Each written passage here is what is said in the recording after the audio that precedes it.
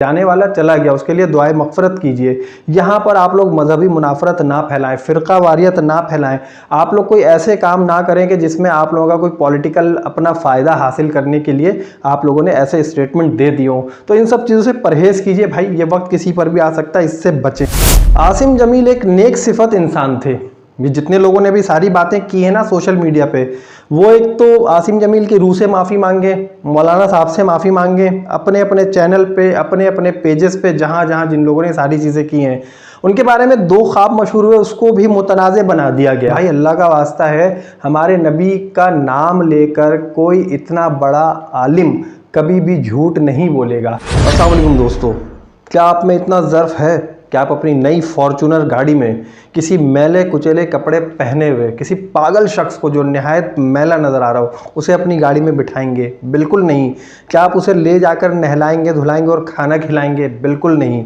क्या आपकी मेमोरी इतनी अच्छी है कि आप बग़ैर पढ़े सिर्फ सुन सुनकर कुरान के 28 सिपारे हिफ्ज़ कर सके? जी नहीं, ऐसा बिल्कुल भी नहीं है। क्या आपके अंदर इतना ज़र्फ़ है, क्या आप इतने सखी हैं कि आपको कोई बहुत ही महंगा, बहुत ही कीमती गिफ्ट मिले और कोई आपके सामने उसकी तारीफ़ कर रहा हो, 3 से 4 मरतबा उसने उस गिफ्ट की बड़ी तारीफ़ कर दी हो और आप वो गिफ्ट उठा के बग़ैर सोचे समझे कि कितना महंगा है, कितना कीमती है, उस शख्स को गिफ्ट कर दे कि तुम्हें अच्छा लग रहा है, तुमने इसकी बहुत तारीफ़ की है? ऐसा हरगिज़ नहीं है। ये सारी बातें आपको एक कहानी लग रही होंगी, कोई अफसाना लग रहा होगा कि कोई कहानी हम पढ़ते थे, उसमें एक शख्स ऐसा था जिसने ऐसा किया और वैसा किया, उसके कारनामे बताए जा रहे हों।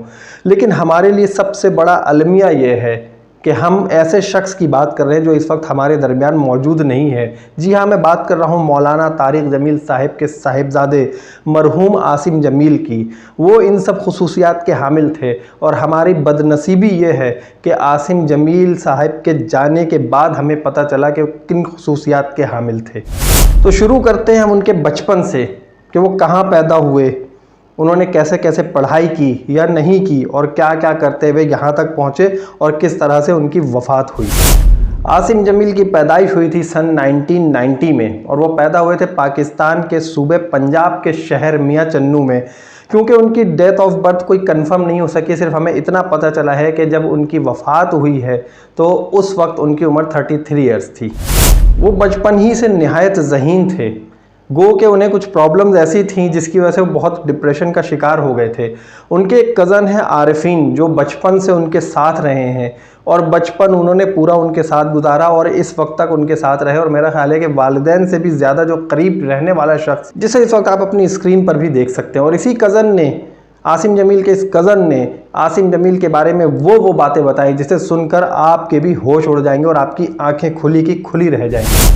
आपको यहाँ पर एक बात बताता चलूँ कि मौलाना साहिब की जो फैमिली है वो अपने इलाके में एक सरदार की सी हैसियत है और बाकी उनके यहाँ जितनी भी आवाम है वो एक रियाया की हैसियत रखती है। लेकिन आसिम जमील ने अपनी जवानी के दिनों में जब से होश संभाला ये कह लीजिए, उस वक्त से लेकर अपनी वफ़ात तक कभी लोगों को यह महसूस नहीं होने दिया कि वो ख़ुद कोई सरदार हैं और बाकी लोग उनसे कम तर हैं किसी तरह या हक़ीर समझा, ऐसा बिल्कुल भी नहीं हुआ। बल्कि उन्होंने उनकी इतनी खिदमत की कि आज वो लोग रोते हुए नज़र आते हैं। तो दोस्तों, आसिम जमील को जब स्कूल भेजा गया तो वहाँ पर वो पढ़ लिख नहीं सके। उसकी वजह थी उनकी एक बीमारी, डिस्लेक्सिया कहा जाता है इसे साइंटिफिक लैंग्वेज में। डिस्लेक्सिया की वजह से होता यह है कि कोई भी बच्चा जो है वो रिवर्स ऑर्डर में लिखना शुरू कर देता है, उल्टी लिखाई लिखता है, उल्टा पढ़ता है, उसे समझ में नहीं आता कि वो पढ़ क्या रहा है। और जब कोई उल्टी लिखाई लिखेगा तो जो टीचर होगा, जो उसके इंस्ट्रक्टर होगा, उसे पढ़ने लिखने में दिक्कत होगी कि इस बच्चे ने लिखा क्या, उसे परेशानी होगी। तो इस वजह से वो पढ़ लिख नहीं सके और वो ना पढ़ने लिखने की वजह से ऐसा नहीं हुआ कि उन्होंने कुछ हासिल ही ना किया हो, बल्कि उन्होंने वो चीज़ हासिल कर ली थी जिसकी हम और आप तवक्को भी नहीं कर सकते। तो दोस्तों, आसिम जमील ने सिर्फ सुन सुनकर, क्योंकि वो पढ़ लिख नहीं सकते थे, वो पढ़ने के लिए बैठते थे तो उन्हें उकताहट होती थी, उन्हें किताब सही से नज़र नहीं आती थी, उन्हें हर्फ सही से समझ में नहीं आते थे, जिसकी वजह से वो डिप्रेशन का भी शिकार होने लगे। लेकिन डिप्रेशन की वजह कुछ और थी, इसको जो है बिल्कुल खुलकर बताया नहीं गया है क्या वजह थी। जो कुछ भी हो, अब मरहूम के उन तमाम चीज़ों पर हमें पर्दा डाल देना चाहिए। तो यहाँ पर मैं आपको बता रहा था कि आसिम जमील ने जो है सिर्फ सुन सुनकर कुरान पाक के 28 सिपारे हिफ्ज़ कर लिए थे और उन्हें अगर बताया जाता था कि ये कुरान देखकर पढ़ो तो देखकर नहीं पढ़ सकते थे। लेकिन अगर कोई उन्हें पढ़ के बताता था तो वो सुनकर बताते थे कि ये सूरत है, यहाँ से ये आयत है, यहाँ से ये शुरू है, यहाँ पर ये ख़त्म है, वो सारी चीज़ें बताते थे और लोग जो है उससे हैरान होते थे। तो दोस्तों यहाँ पर मैं ये बता दूं कि आसिम जमील का बचपन एक आम बच्चे की तरह नहीं गुजरा, जिस तरह एक आम बच्चे का बचपन गुजरता है, बल्कि उनका बचपन भी कुछ आम बच्चों से हट के गुजरा। वो डिप्रेशन का शिकार रहते थे, तो इसलिए उनकी कोशिश ये होती थी कि वो ऐसे लोगों में रहे जो दुखी हों, जिनके साथ कुछ मसले मसाइल हों या जिनका दुख उनसे भी ज़्यादा बड़ा हो। बचपन से उन्होंने इस चीज़ को खोजना शुरू किया और खोज कर ऐसे लोगों में ही टाइम गुजारा करते थे। और यही वजह थी कि अपनी वफ़ात के वक्त तक वो ऐसे ही लोगों में, अपनी रियाया में, अपने से जो कम स्टेटस के लोग थे उनके साथ रहने में, उनके साथ उठने बैठने में, उनके साथ खाने पीने में, बातें करने में वक्त गुजारा करते थे और यही चीज़ उनकी सेटिस्फेक्शन का बाइस बनती थी।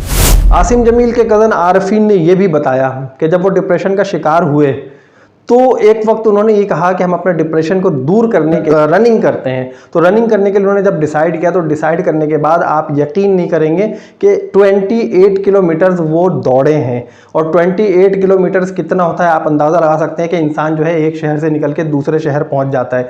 लेकिन 28 किलोमीटर दौड़ना एक आम बंदे के बस की बात नहीं है। कोई बड़े से बड़ा एथलीट भी होगा तो 28 किलोमीटर दौड़ने के बाद जो है ना वो आधा हो जाता है। लेकिन यहाँ पर इनकी फिजिक्स को दाद देना चाहिए, कितनी फिजिक्स की स्ट्रांग थी कि 28 किलोमीटर भी दौड़ के आ गए। और उसके बाद सिर्फ यही नहीं बल्कि इन्होंने 500 किलोमीटर की साइकिलिंग भी की है। जी हाँ, 500 किलोमीटर की साइकिलिंग की है, जिसमें इन्होंने 4 नाइट्स एंड 5 डेज स्पेंड किए हैं अपने कज़न के साथ। उनके साथ एक मसला ये था कि वो किसी भी बंद जगह में नहीं रह सकते थे। उनके कज़न ने बताया कि उन्हें खुली जगह पसंद थी। अगर वो किसी ऐसी जगह पर चले जाते जहाँ पर कोई पहाड़ियाँ होती या कुछ आगे रुकावट आ जाती थी तो वहाँ से उन्हें उकताहट होने लगती, वहाँ पर उन्हें सफोकेशन फील होती थी, दम घुटने लगता था। उन्हें ऐसी जगह चाहिए होती थी कि जहाँ पर वो आगे से आगे देखते जाएं और वो मंजर ख़त्म ना हो, कहीं पर रुक ना रहा हो। तो इसलिए वो अपनी ज़मीनों पर सुबह से शाम तक वक्त गुजारते थे। और अपनी ज़मीनों पर जो वक्त गुजारते थे तो ज़मीनों पर काम करने वाले लोगों के साथ वक्त गुजारते थे। उनके साथ खाना पीना, उठना बैठना, बातचीत, जो कुछ था उनका उन लोगों के साथ था। तो यहाँ पर जो है आप अंदाज़ा लगा सकते हैं कि ये कितने ज़बरदस्त किस्म के इंसान थे।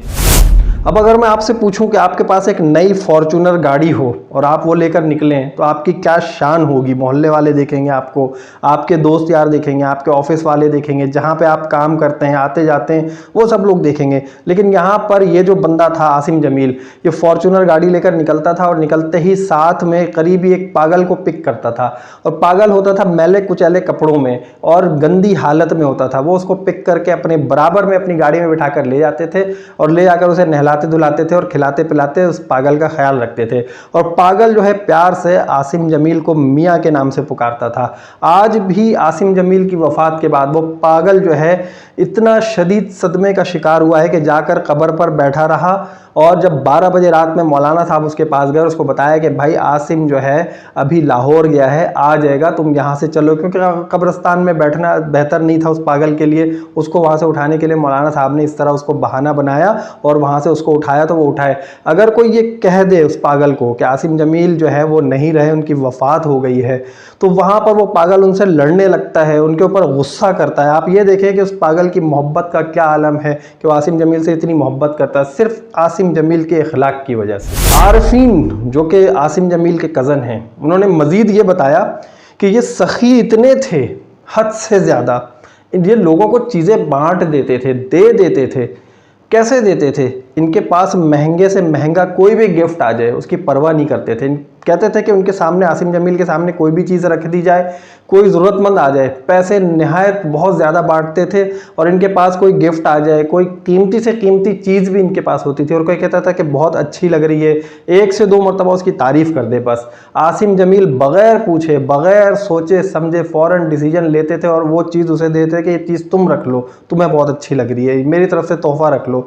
यहाँ तक कि आरफीन ने यह भी बताया कि कोई जूतों का बहुत ही महंगा सा एक पेयर आया था और उस पेयर की तारीफ़ कर दी थी आरफीन के भाई ने।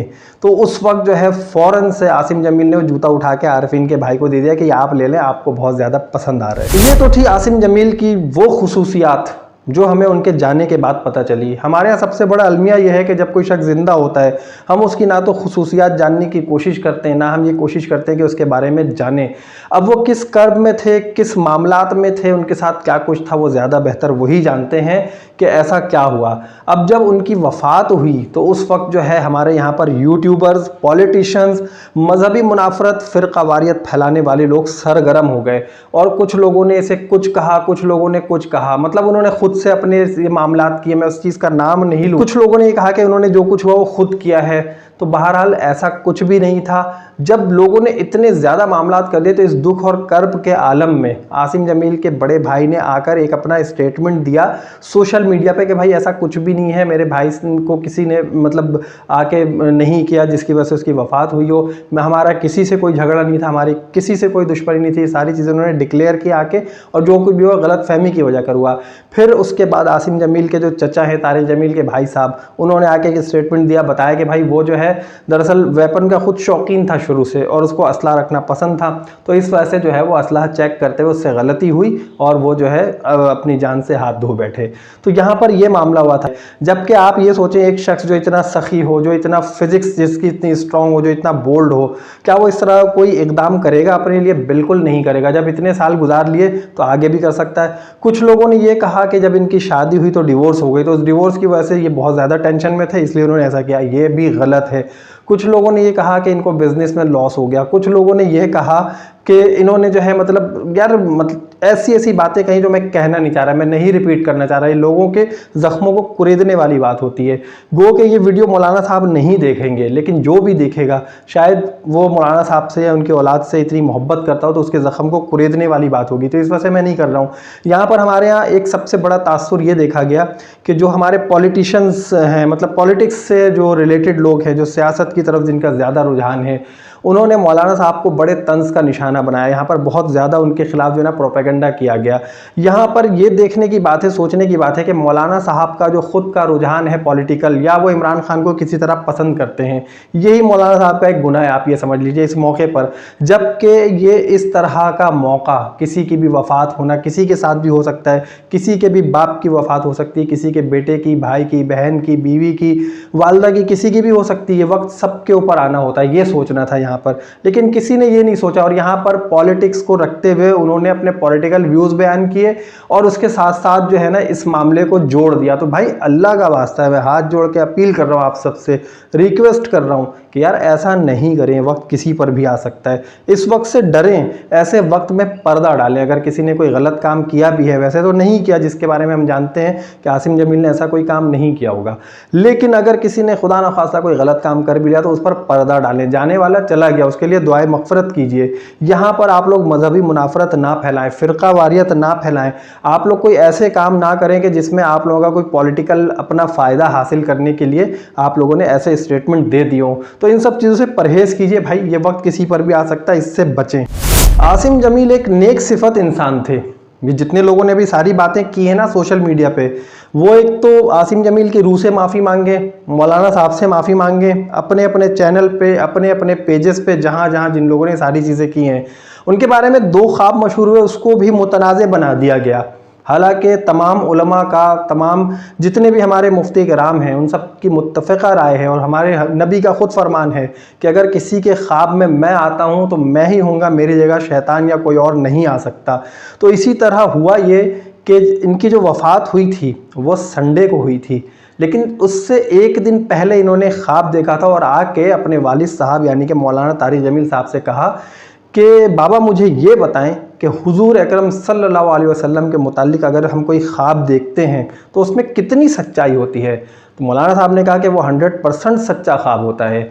उन्होंने कहा ठीक है, मैंने भी ख्वाब देखा है, मैंने ख्वाब ये देखा है कि बाबा आप और अम्मी दोनों साथ बैठे हुए हैं और मैं उड़कर आता हूँ आपकी तरफ, और जैसे ही मैं उड़कर आपकी तरफ आता हूँ तो आप मुझे कहते हैं कि बेटा इशा की नमाज का टाइम हो गया, नमाज पढ़ लो।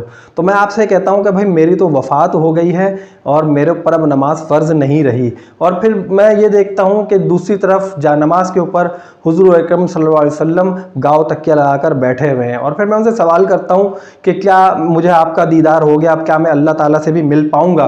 तो हुज़ूर सल्लल्लाहु अलैहि वसल्लम जवाब देते हैं कि जी हाँ, बिल्कुल मिल पाएंगे। तो ये ख्वाब जब सुनाया तो उस पर भी लोगों ने जो है ना इसको मुतनाज़े बना दिया। तो भाई अल्लाह का वास्ता है, हमारे नबी का नाम लेकर कोई इतना बड़ा आलिम कभी भी झूठ नहीं बोलेगा। इसी तरह एक और ख्वाब है, पेशावर के एक मौलवी साहब हैं, एक पेश इमाम साहब हैं, बड़े गरीब से हैं, उनके बारे में मशहूर है, अभी बहुत कुछ पता चला उनके बारे में। तो उन्होंने जो है एक पैगाम भिजवाया मौलाना साहब को कि मैंने भी ख्वाब देखा है। और उन इमाम साहब के बारे में ये मशहूर है कि वो रोज़ाना हुज़ूर अकरम सल्लल्लाहु अलैहि वसल्लम की ज़ात अक़दस पर 1,00,000 मरतबा दुरूद पाक का नजराना करके सोते हैं, उससे पहले नहीं सोते हैं। और उन्होंने ये भी बताया कि मुझे मुतअद्दिद बार हुज़ूर अकरम सल्लल्लाहु अलैहि वसल्लम की ज़ियारत भी नसीब हुई है। और अभी मैंने ख्वाब देखा कि मुझे आसिम जमील नज़र आया, हुज़ूर अकरम सल्लल्लाहु अलैहि वसल्लम के बराबर में बैठा हुआ है और कह रहा है कि मेरे वालिद साहब को बता दीजिए, मेरे बाबा को बता दीजिए कि मैं बिल्कुल ठीक जगह पर पहुंच गया हूं और अल्लाह ताला ने मेरे सारे गुनाह माफ़ कर दिए हैं और मुझे हुज़ूर सल्लल्लाहु अलैहि वसल्लम का पड़ोसी बना दिया है।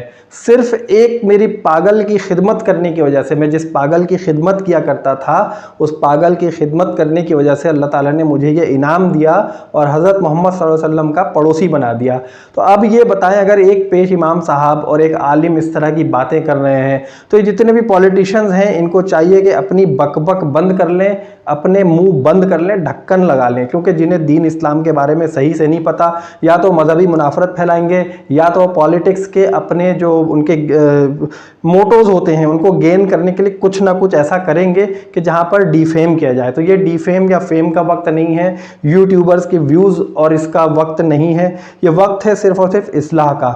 ये वीडियो मैं 1 हफ्ते के बाद बना रहा हूँ, वह इस वजह से बना रहा हूँ कि मैं तमाम हकायक आप लोगों के सामने लेकर आ जाऊँ कि बचपन से जवानी तक किस तरह से वक्त गुजारा आसिम जमील ने। जब वो जवान हुए तो उनको बिजनेस करके दिया और वो कोई ऐसे नहीं थे, पागल नहीं थे, इनसेन किस्म के नहीं थे, सिर्फ एक उन्हें मर्ज था। और लोग ये कह रहे हैं कि दीनी घर में क्या डिप्रेशन का मर्ज हो सकता है। तो भाइयों अल्लाह का वास्ता है, मर्ज होता है। अगर कोई हार्ट पेशेंट है ना, हमारे कितने मुफ्ती ऐसे हैं जो हार्ट पेशेंट हैं, कितने इमाम ऐसे हैं जिन्हें शुगर का मसला है, ब्लड प्रेशर का मसला है, मस्जिदों के इमाम देख लें, कितने आलिम ऐसे हैं जिन्हें कुछ ना कुछ मसला है, कोई बैटरी लगाकर घूम रहे, कोई किस तरह। तो बीमारी किसी को भी हो सकती है और कुरान में अल्लाह ताला ने खुद कह दिया है कि वाइज़ा मरीज़तु फहुवा यशफीन।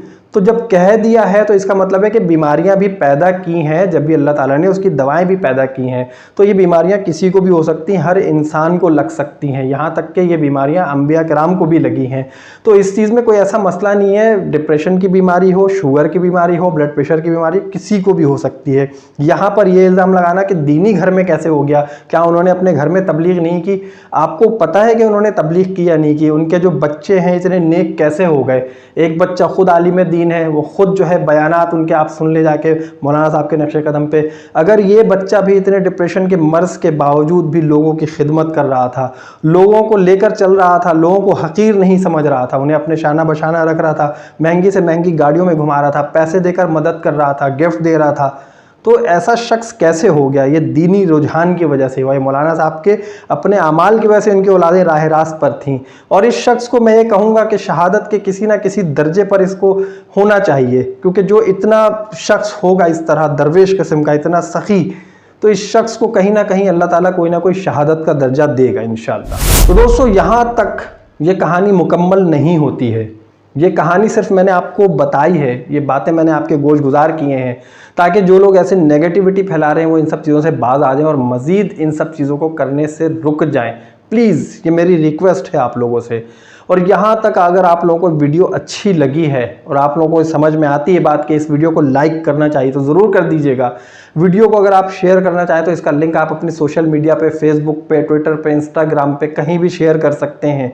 आप अपने दोस्तों को इसका लिंक उठा के व्हाट्सएप में भेज सकते हैं पर्सनल मैसेजेस में कि देख लें क्या सच्चाई है। आप लोगों का बहुत शुक्रिया कि आप लोगों ने इतनी देर तक मेरी वीडियो को देखा और ये तमाम सच्चाई को जानने की कोशिश की। अगर यहाँ पर मुझसे कोई ऊंच नीच हो गई हो तो मैं उसके लिए निहायत माजरत ख्वाह हूँ, हाथ जोड़ कर के मुझे प्लीज़ माफ़ कर दीजिएगा। कोशिश मैंने यही की है कि जो हक़ाइक़ हैं वही आप लोगों के सामने लेकर आऊँ। अपना बहुत ख्याल रखिएगा, मुझे इजाज़त दीजिए। बहुत शुक्रिया, अल्लाह हाफिज़।